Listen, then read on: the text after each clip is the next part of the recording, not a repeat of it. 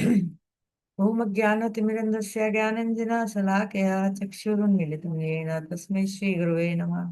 नमो विष्णुपदाय राधिकाय प्रियात्मने श्रीश्रीमद्भक्तिवेदान्त नारायण गोस्वामी इति नाम्ने।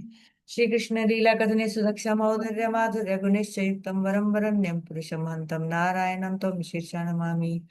वाञ्छकल्पतरुभ्यश्च कृपा सिन्धुभैव च पतितानां पावनेभ्यो वैष्णवेभ्यो नमो नमः। हरे कृष्णा कृष्णा कृष्णा हरे हरे, हरे राम राम राम हरे हरे।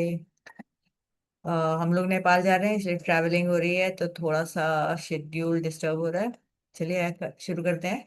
तो फटाफट से पहले जान लेते हैं कि हमने पहले 13 श्लोकों में क्या सीखा। उसका रिवीजन कर लेते हैं।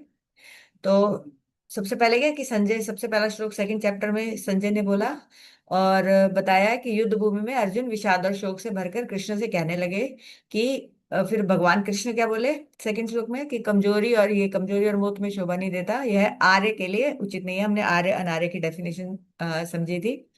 फिर कायरता, श्री कृष्ण कहते तुम नपुंसकता, तो इसमें काइंड ऑफ वो उसको उनको थप्पड़ मारकर चेत करवा रहे कि कहाँ डूबे हुए हो, उठो, तुम नपुंसकता को त्यागो और उठ जाओ, यह कायरता तुम्हारे लिए उचित नहीं है। फिर अर्जुन आर्ग्यूमेंट देना शुरू कर देते हैं कि मैं अपने पूज्य गुरुओं पिता और बंधुओं को मारकर नरक प्राप्त हो जाएगा, मुझे राज्य कैसे प्राप्त करूं, बेटर मैं नरक में चला जाऊं। तो फिर नेक्स्ट श्लोक में ऐसे पूज्य को मारने से अच्छा है कि मैं भीख मांग कर जीवन निर्वाह कर लूं। तो अब वो कंफ्यूज हो रहे हैं कि क्या करूं मैं, ना पता नहीं मेरे लिए जीत अच्छी है कि मेरे लिए हार अच्छी है। तो अब सेवेंथ जो श्लोक था वो बहुत इंपॉर्टेंट था क्योंकि इसमें शरणागत हो गए। अभी तक वो सखा के रूप में कृष्णा को ले रहे, लेकिन अब उनको समझ में आ गया कि मेरा काम नहीं होने वाला, तो मुझे कृष्ण का शिष्यत्व ग्रहण करना पड़ेगा अभी इस बिविल्डरमेंट की स्थिति में। तो उन्होंने फिर क्या बोला कि मैं आपका शिष्य हूँ, अब मुझे जो आप बोलेंगे, जो मेरे लिए हितकारी होगा, मुझे बताइए, मैं आपके आदेश का पालन करूंगा। लेकिन फिर भी क्योंकि उनका इतना स्ट्रांग वो है कि मैं युद्ध नहीं करूंगा, तो फिर वो सरेंडर करने के बाद में फिर काइंड ऑफ अपना मन की बात फिर थोप रहे हैं कि होपफुली भगवान भी उनके हिसाब से शिक्षा देंगे कि मेरा मन शोक से भरा है, मेरी बुद्धि भ्रमित हो गई है, मैं किसी भी इस शोक से उभरता हुआ अपने आप को नहीं देख पा रहा।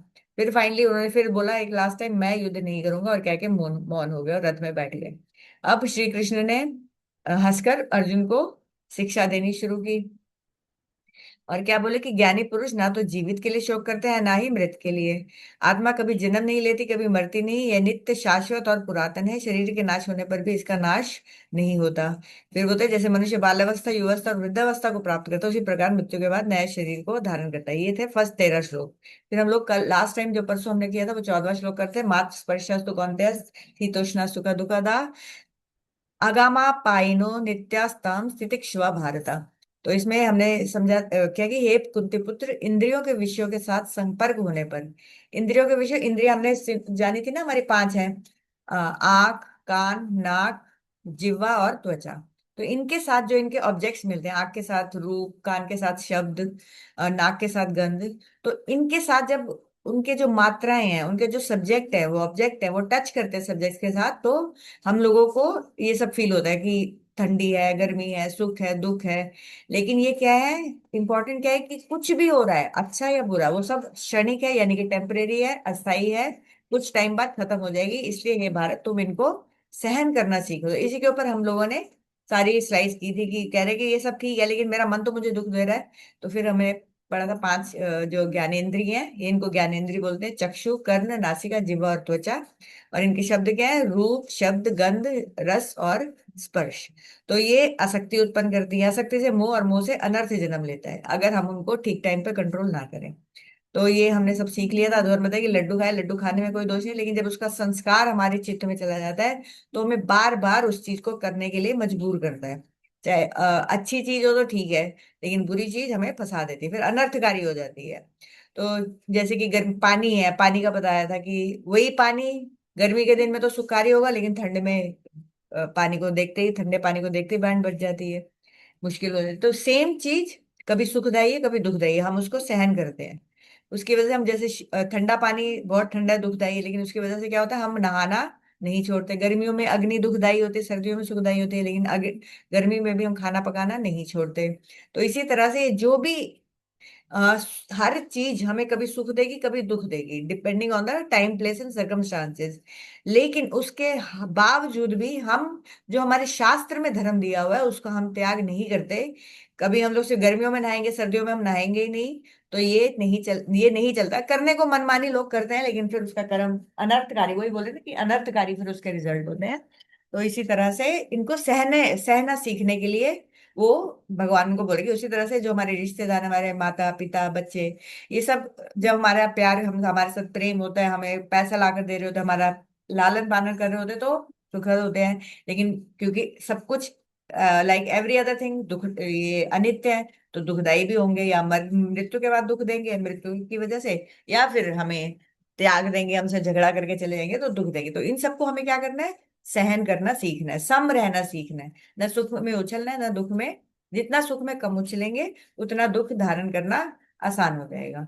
तो केवल अपने संबंधियों के मोह के कारण, एसेंस क्या है, अपने संबंधियों के मोह के कारण अगर तुम शास्त्र विहित, शास्त्र विहित मीन्स जो शास्त्र में हमें कर्म बताए गए हैं वो त्याग कर देना उचित नहीं है, क्योंकि ये अनर्थ का कारण बनेगा। तो इसमें धीर व्यक्ति को बताया है कि जो व्यक्ति इंद्रियों के विषयों से उत्पन्न होने वाले सुख दुख, लाभ हानि आदि को सहन करना सीख लेता है, उससे विचलित नहीं होता, वह वास्तव में धीर कहलाता है। तो भगवान का आशय यही है कि जो ये धीर बन जाता है, जो ये सुख दुख को सम्मान भाव से एज गुड एज पॉसिबल, जितना वो कर सकता है, जितना वो ट्राई कर रहा है, ट्राई मैटर करता है, डेस्टिनेशन नहीं, तो वो मुक्ति का, भगवान फिर उसका चित्त शुद्धि होकर वो धीरे धीरे मुक्ति का अधिकारी बन जाएगा, यानी कि repeated cycle of birth and death से निकल जाएगा। अब एक फर्क है कि जो ज्ञान मार्ग का साधक होता है, जैसे मैंने बताया था ना, जो सिर्फ ब्रह्म को ज्योति के रूप में देखते हैं, वो ज्ञान मार्गी है। अब जैसे इसका मैंने सूर्य का एग्जांपल दिया था, एक और बड़ा अच्छा एग्जांपल है कि जैसे आप, अंधेरा है बहुत दूर से, आपको एक बाइक बाइक आ रही है, लेकिन आप काफी दूर हैं, तो आपको दूर से क्या दिखेगा, उसकी सिर्फ हेडलाइट दिखेगी, तो आपको क्या लगेगा, कोई प्रकाश है किसी चीज का। लेकिन ये क्लियर नहीं होगा कि वो प्रकाश किस चीज का है। बस आप प्रकाश, वहां पर बस दूर एक प्रकाश दिख रहा है, दैट्स इट। ज्ञानियों का यही डेस्टिनेशन है, क्या है कि उनको दूर खड़े हैं इसलिए दूर से कुछ प्रकाश दिखना शुरू हो रहा है। लेकिन फिर भी जो भौतिकवादी, जो टोटली सिर्फ अपनी काइंड ऑफ सेंस ग्रेटिफिकेशन में लगे हैं कि मेरे को सुख मिल जाए, इसके पीछे भाग रहे हैं, उससे बहुत ऊंची स्टेज है ज्ञानी होना। क्योंकि उसको तो जो जो पूरी तरह से भौतिकवादी में फंसा हुआ है, भौतिकवाद में, उसको तो सिवाय इंजॉयमेंट का और कुछ दिख नहीं रहा, वो तो कुछ देखने की कोशिश ही नहीं कर रहा। लेकिन जो ज्ञानी है ऑलरेडी वो जानता है कि ये सब अनित्य है, मुझे मुझे जो शाश्वत सत्य है उसका पता करना है, तो फिर वो ज्ञान मार्ग में बढ़ता है। ज्ञान मार्ग में उसको दूर से प्रकाश दिखना शुरू हो जाता है, लेकिन अनफॉर्चुनेटली अगर वो उससे आगे नहीं बढ़ेगा तो उसको लगेगा यही सत्य है, बस कि एक प्रकाश है। लेकिन वही मोटरसाइकिल जब थोड़े से पास आनी शुरू होगी तो क्या होगा, आपको कुछ आकृति दिखनी शुरू हो जाएगी अंधेरे में। क्लियर तो नहीं होगा क्या है, लेकिन आपको ये पता चलेगा कि आकृति है। तो ये है योगी लोग, जो परमात्मा को देखना शुरू कर देते हैं कि परमात्मा का कुछ आकार तो है, लेकिन कोई गुण नहीं है शायद, सिर्फ आकार है। लेकिन वही अगर आपकी मोटरसाइकिल बिल्कुल पास में खड़ी आके खड़ी हो गई और वो आपका कोई मित्र निकला, तो अब क्या आपको पता चल गया कि ये एक प्रकाश नहीं था, प्रकाश बाइक का प्रकाश था। बाइक में एक बंदा बैठा है जो कि मेरा मित्र है, और आप बड़ा हंस खेल के साथ उसके साथ खेलना शुरू हो जाए, हो सकता है उसके साथ बैठ के कहीं चले भी जाएं। तो ये है भक्ति मार्ग, जब भगवान का रूप दिखना शुरू हो जाता है। जैसे हमारा रूप है, हमारा रूप भगवान के रूप से आया है, लेकिन भगवान का एटर्नल रूप है, हम लोगों का ये शरीर बार बार चेंज होता है। लेकिन जब हम भगवान के भक्ति में पहुंचेंगे तो हमारा ऐसा शरीर होगा जो मनुष्य जैसे ही दिखेगा। लेकिन वैकुंठ में जाएंगे तो चार राम्स होंगी, लेकिन अगर आप ऊपर जाएंगे जैसे साकेत में जहाँ राम जी रहते हैं, या उससे ऊपर जहाँ कृष्ण रहते हैं, तो आपके दो बिल्कुल मनुष्य जैसा होगा, लेकिन वो सच्चिदानंदमय शरीर होगा, भगवान के शरीर की तरह, जिसका कभी नाश नहीं होगा। उसमें हम लोग भगवान से अपने संबंध के हिसाब से फिर वहां पर रहेंगे, और बिल्कुल यहाँ की जैसे लीलाएं होती हैं जैसे इस पृथ्वी पे होती है। लेकिन यहाँ पर सब पर्पस घूम फिर के क्या है कि मुझे सुख मिल जाए, और वहां पर सब पर्पस क्या है कि भगवान को सुख मिल जाए। और आयरनी इज कि यहाँ मुझे सुख मिल जाएगा चक्कर में मुझे कभी सुख नहीं मिलता, मैं दूसरों को भी दुखी करता हूँ। और वहां पर भगवान को सुख पहुंचाने के चक्कर में इतना आनंद होता है कि हम कभी सोच ही नहीं सकते। तो एक्चुअली सब कुछ काउंटर इंट्यूटिव जैसा है। अब इसका एक एग्जांपल बताया गया था कि मन कैसे हर चीज का कारण है। तो बोलते कि एक स्त्री कहीं जैसे सब्जी मंडी जाती है, रास्ते में एक लैंडफिल पड़ता है, कूड़ा घर पड़ता है, अपनी सहेलियों से बात करते हुए जा रही है, सब कर रही है। तो क्या जैसी बदबू वो आएगा ना कूड़ा घर, तो वो नाक बंद कर लेंगे सब, क्योंकि मन वही है। लेकिन यही ऐसा हो जाए कि उसको किसी ने बताया कि उसके बच्चे का एक्सीडेंट हो गया है, तो उसको वो सब्जी मंडी के लिए निकल गई थी, अब उसको वापस जाने के लिए वो कूड़ा घर क्रॉस करना पड़ेगा, तो उसको वो बदबू आएगी? नहीं आएगी। क्यों? क्योंकि उसका मन वही है नहीं, उसका मन अपने किसके पास चला गया? बच्चे के पास चला गया।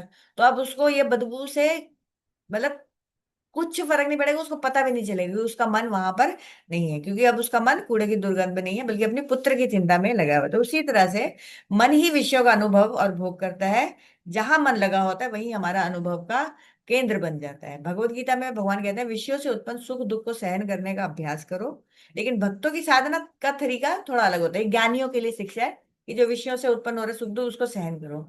लेकिन जो भक्ति करता है ना भगवान का, उसका थोड़ा सा अलग तरीका हो जाता है। भक्तों का मुख्य प्रयास क्या होता है? विषयों को सीधा दबाने या त्यागने में नहीं होता, बल्कि भक्ति के नियमों के पालन में करना होता है। अब इसका छोटा सा पढ़ लेते हैं, फिर शेष करें। भक्ति में ही देखो एक दो चीजें होती है, एक यम और नियम। जो योगी लोग होते हैं ना, योगी और ज्ञानी, ये लोग यम पे बहुत वर्क करते हैं। यम होता है कि चीजों को त्याग करना जो आध्यात्मिक प्रकृति में बाधक हो। लेकिन जो नियम है, वो नियम है कि भक्ति के अंगों का पालन करना। अब ज्ञानी लोग यम पे ज्यादा जोर देते हैं और भक्त लोग नियम पे ज्यादा जोर देते हैं। फर्क क्या है? जैसे मैं बताती हूँ, जिनसे जो हमें आजकल भगवत गीता की क्लासेस दे रहे हैं बहुत एडवांस लेवल की, जिनसे मुझे इंस्पायरेशन मिली कि मैं भी आगे शेयर करूँ, तो वो बोल रहे थे कि जब वो पंजाबी हैं, मैं भी पंजाबी हूँ, वो भी पंजाबी है, वो तो प्रॉपर पंजाब से ही है, तो उनको चाय पीने की बड़ी लत थी। और प्याज लहसुन तो वेजिटेरियन थे वो लोग, लेकिन प्याज लहसुन बहुत खाते थे। तो जब वो धीरे धीरे स्पिरिचुअलिटी में उनको इंटरेस्ट होना शुरू हो गया, तो फिर जब फाइनली उनको गुरु जी के पास गए शिक्षा लेने, दीक्षा लेने, फर्स्ट इनिशिएशन लेने, तो उन्होंने गुरु जी को साफ साफ बोला कि मैं तो पंजाबी हूँ गुरु जी, मैं प्याज लहसुन नहीं छोड़ छोड़ सकता, मैं प्याज लहसुन नहीं छोड़ पावांगा। तो उनके गुरु जी पता क्या बोले? कहते जोड़ने की, अभी तुम छोड़ने की चिंता मत करो, अभी जोड़ने का काम करो। अभी ये माला लो, हरि नाम करना शुरू करो, छूटने वाली जो चीज होगी ना, ये माला सब कुछ अपने आप छुड़वा देगी। और विद इन 1 ईयर उनकी चाय प्याज लहसुन सब छूट गया। अब उनका कहते हैं मतलब देखने से भी घिन आती है। ऐसा होता है भगवान की भक्ति का इफेक्ट।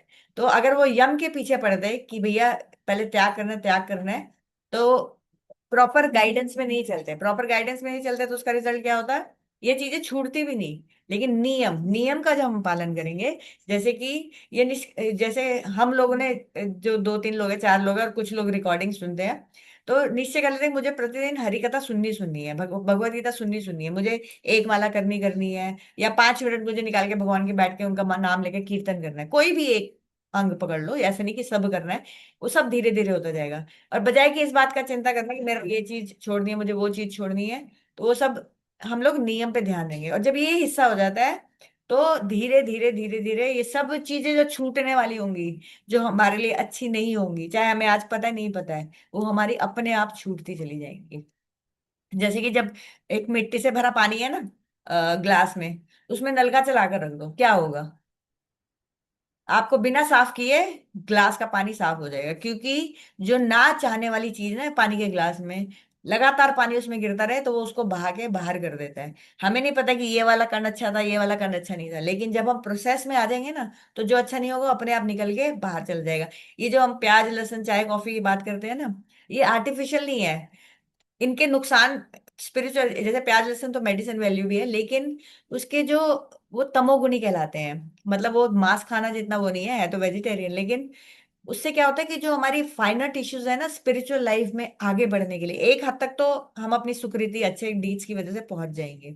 लेकिन जो बहुत हाई लेवल की चीजें समझने के लिए, उसके लिए सब तमोगुणी चीजें हमारी शरीर से बाहर निकलनी पड़ेंगी। जब वो निकल जाएंगी, तो हम और आगे, तो इसलिए स्टेप बाय स्टेप ये अपने आप छूटता चला जाएगा, इसलिए इस पे इतना ध्यान देने की जरूरत नहीं है। लेकिन जरूरत क्या है? कि नाम लेना शुरू करो। कथा नाम से भी इंपॉर्टेंट नाम का इंटरेस्ट भी कथा से आएगा, इवन तो कलयुग का धर्म नाम लेना ही है। लेकिन अगर हम 15 मिनट निकाल के भी सुन रहे हैं ना, ये हमारी लाइफ चेंज कर सकता है। तो इसी प्रकार, अब 7 बज गए हैं, थोड़ा सा टाइम मेरे पास भी कम है, तो आज इस पे शेष कर देंगे। इस प्रकार भक्तों की स्थिति होती है, उन्हें विषयों को दबाकर सहन करने का उतना प्रयास नहीं करना पड़ता, क्योंकि उनका मन भगवान में लग जाता है। जब मन भगवान की ओर आकर्षित होने लग जाता है, तब संसार के विषय स्वतः अपना प्रभाव खोने लगते हैं। तो ये 2.14 का जो हमने श्लोक आज कंक्लूड किया, उसका सार है, अपने उन रिश्तेदारों के प्रति मोह के कारण, एसेंस क्या था, कृष्ण अर्जुन को क्या बताने का है, क्योंकि तुम्हें अपने रिश्तेदारों से प्यार है, उनकी तरफ मोह है, तो तुम युद्ध करने के अपने निर्धारित कर्तव्य को छोड़ नहीं सकते। शास्त्र विहित क्या है, शास्त्र क्या आज्ञा दे रहा था कि अधर्म धर्म का युद्ध है, तुम क्षत्रिय हो, तुम्हें ये युद्ध करना पड़ेगा, सिर्फ इसलिए क्योंकि तुम्हें उनसे प्यार है, तुम इसलिए अपने कर्म से, धर्म से आ, भाग नहीं सकते। और अगर ऐसा करोगे तो सिर्फ और सिर्फ उसका रिजल्ट एक ही होगा, अनर्थ। कितना मिनट है? ओके, ये बस इसका ट्रांसलेशन पढ़ लेते हैं, फिर कल, हो सका तो कल, नहीं तो फिर परसों मैं काठमांडू पहुंच जाऊंगी, फिर हम रेगुलर करना शुरू कर देंगे। फिर भी मैं ट्राई करूंगी कल भी करो। तो ये 2.15 श्लोक है। यम हीना व्यत्यते पुरुषम पुरुषर्षभ सम दुखा सुखम धीरम सोमृता सोअमृतवाय कल्पते। अब बस इसकी ट्रांसलेशन पढ़ के शेष करेंगे। हे पुरुषोत्तम, ये कृष्ण अर्जुन को बोल रहे हैं, जो धीर व्यक्ति मात्रा स्पर्श, मात्रा स्पर्श अब आपको समझ में आ गया होगा, हमारी जो 5 ज्ञानेंद्रिय हैं, उनके साथ जो उनके ऑब्जेक्ट टच करते हैं उसको मात्रा स्पर्श बोलते हैं। जो धीर व्यक्ति मात्रा स्पर्श, सुख एवं दुख आदि को समान समझते हैं और इनके द्वारा विचलित नहीं होते, वे निश्चय ही मुक्ति प्राप्त करने के योग्य होते हैं। तो इसका हम लोग अब बाकी कल सुनेंगे या परसों। Thank you very much. Hare Krishna. फिर जल्दी मिलते हैं। हरे कृष्णा कृष्णा कृष्णा हरे हरे, हरे राम राम राम हरे हरे।